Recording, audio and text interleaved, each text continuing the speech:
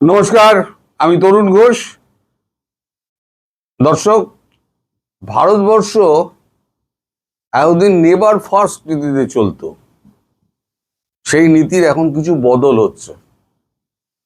এই নির্বাচনগুলো শেষ হয়ে গেলে, এই যে আমাদের 4টে স্টেট এবং একটা 3টে স্টেট এবং একটা আপনার এই কেন্দ্রশাসিত অঞ্চল, এগুলোর নির্বাচন শেষ হয়ে যাওয়ার পর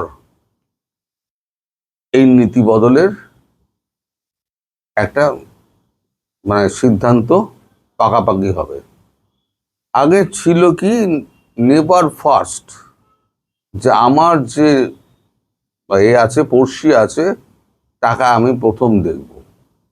এখন নীতি সামান্য পরিবর্তন করে একটা গুড সামনে বসিয়ে দেওয়া আছে। গুড নেভার ফার্স্ট, মানে ভালো রাষ্ট্র, ভালো পড়শি, সে প্রথম।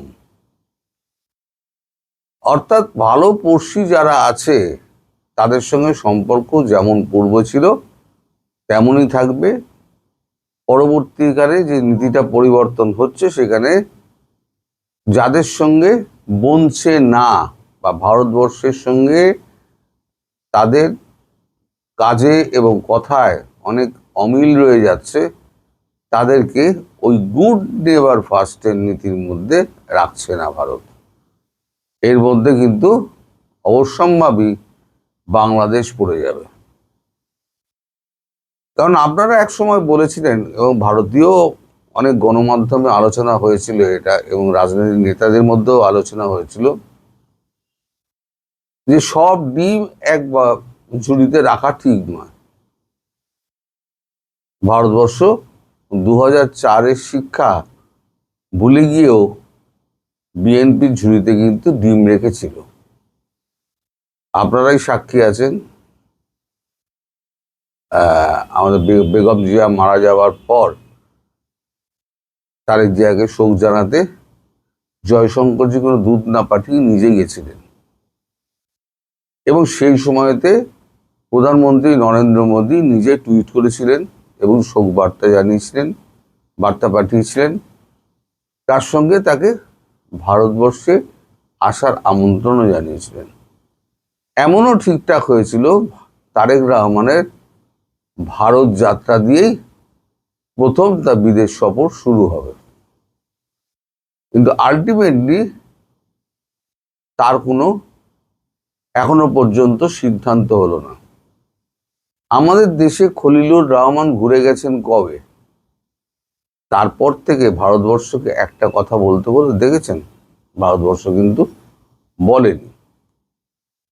দ্বিতীয় হচ্ছে, খলিলুর রহমানকে ডেকে পাঠানো হয়েছিল। খলিলুর রহমান বলেছেন, আমি একটু ব্যস্ত আছি। তার মধ্যে ভারত আর চাপাচাপি করেনি, কারণ ইলেকশন রয়েছে, মোদিজিও ব্যস্ত, সমস্ত জায়গায় ঘুরে বেড়াচ্ছেন, অমিত শাহ তো এইখানেই পড়ে রয়েছেন, রাজনাথ সিংহ দৌড়ে দৌড়ে বেড়াচ্ছেন। এখন একা জয়শঙ্করজি সব দিক সামলাতে পারবেন না বলে এখন কেউ কাউকে আর দেখা করার জন্য ডাকছেও না, সময়ও দিচ্ছে না।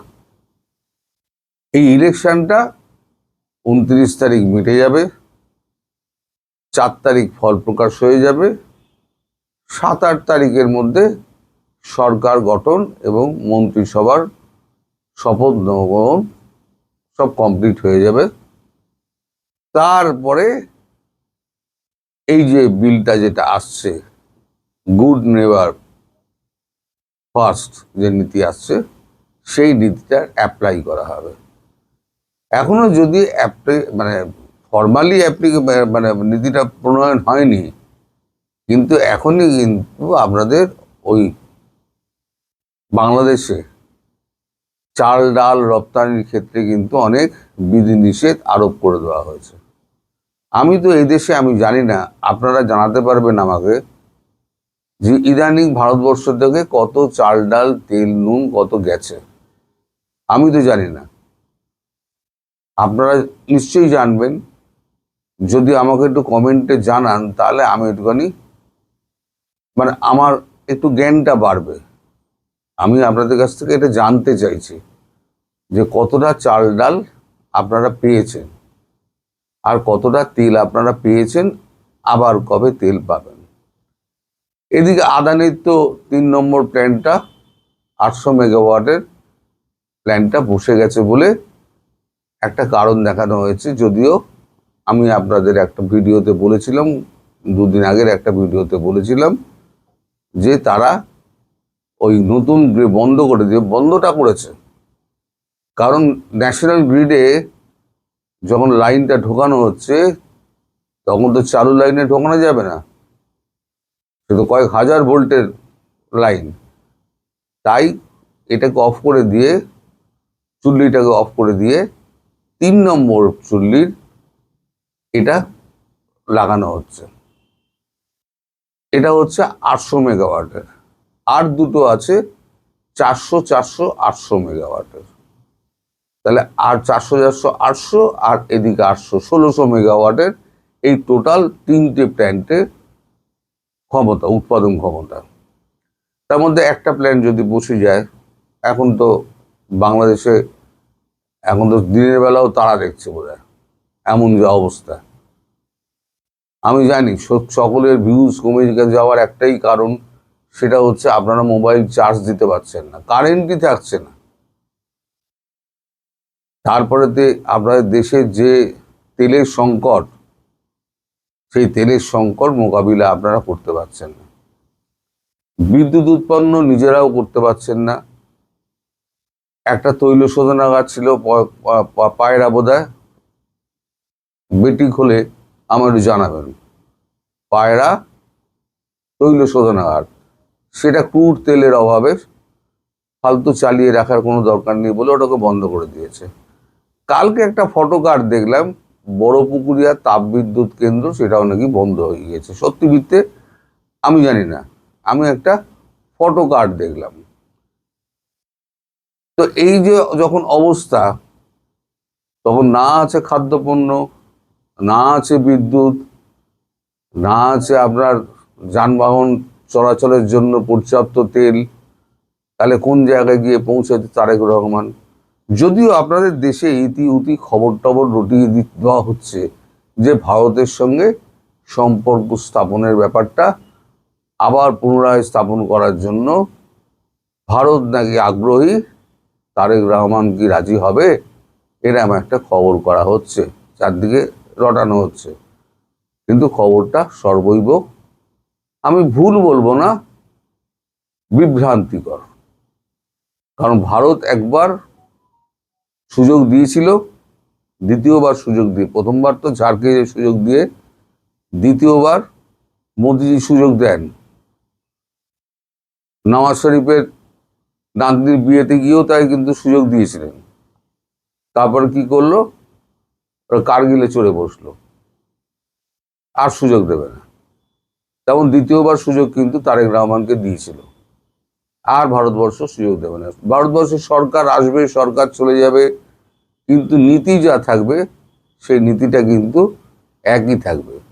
যেমন ইন্দিরা গান্ধীর সময় যে নীতি ছিল, ভারতবর্ষের সঙ্গে বাংলাদেশের একটা সখ্যতার নীতি ছিল, সেই নীতিটা অনেক সরকার এসছে, ইউপিএ থেকে, কংগ্রেস থেকে, এনডিএ, তারপর এখন বিজেপি, যদি বিজেপি এনডিএর মধ্যেই আছে, আরো শরিক দল রয়েছে। তবে এবারে যে ভোট হয়েছে তাতে মনে করা হচ্ছে একক সংখ্যাগরিষ্ঠতায়, মানে দ্বিতীয় ফেজে যদি, মানে প্রথম ফেজের মতো যদি ভোট দ্বিতীয় ফেজে হয়, তাহলে বিজেপি হয়তো একক সংখ্যাগরিষ্ঠতা নিয়ে কেন্দ্রে বসে যাবে।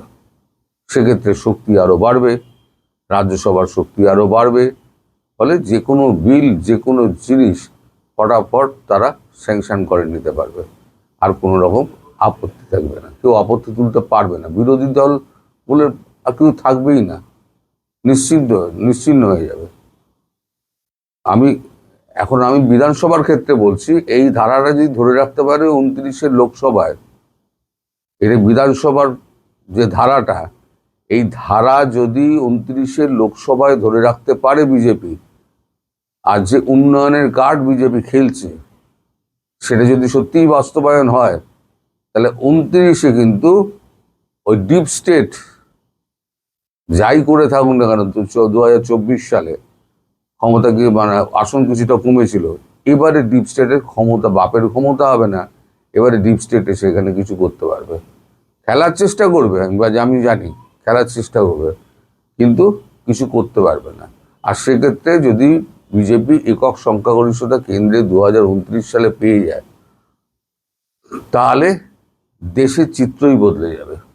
আপাতত বাংলাদেশের চিত্র বদলাবে যদি বিজেপি বাংলায় ক্ষমতায় চলে আসে, তবে আসার সম্ভাবনা প্রবল। প্রথম দফার ভোটেই সেটা কিন্তু নিশ্চিত হয়ে গিয়েছে। দ্বিতীয় দফার ভোট হতে আর 5 দিন বাকি আছে, সামনের বুধবার, বোধহয় সম্ভবত 23 তারিখ, 29 তারিখ বুধবার। যদি বুধবার পড়ে তাহলে বুধবার দিন আমরা সব ভোট দিতে যাব। একদম শান্তিপূর্ণ, একটা বোমাও পড়েনি কোথাও, একটা লাশও পড়েনি, একটা গুলিও চলেনি, একটা অস্ত্রের ঝনঝনানিও হয়নি, পুরো পিসফুল ভোট। আর আমাদের এখানে মানে কলকাতা, গ্রেটার কলকাতাতে একমাত্র হাওড়া ছাড়া, আর দক্ষিণ 24 পরগনা আর উত্তর 24 পরগনা ছাড়া তার আর কোথাও গন্ডগোল সাধারণত হয় না। প্রপার কলকাতাতে হয়ই না, কে কাকে গন্ডগোল করবে। তো যাই হোক, এখন যদি বিজেপি এসে যায় ওয়েস্ট বেঙ্গলে, তাহলে বলেছি ফুল হাওয়া টাইট। আপাতত